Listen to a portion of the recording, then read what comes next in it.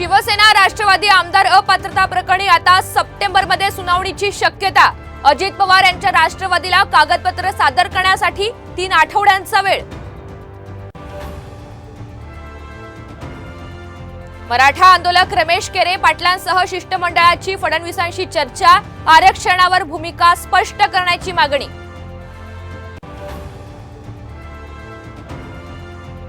आजपासून उद्धव ठाकरेंचा 3 दिवसांचा दिल्ली दौरा, इंडिया आघाडीच्या प्रमुख नेत्यांची भेट घेणार, मवियाच्या जागा वाटपावर चर्चेची शक्यता।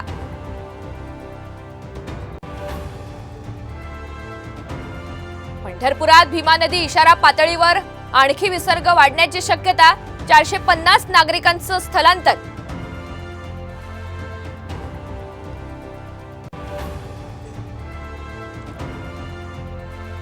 रील्स बनवणं आलं अंगलट, अमरावतीमध्ये 50 फूट खोल खाणीत पडले तरुण तरुणी, दोघेही गंभीर जखमी।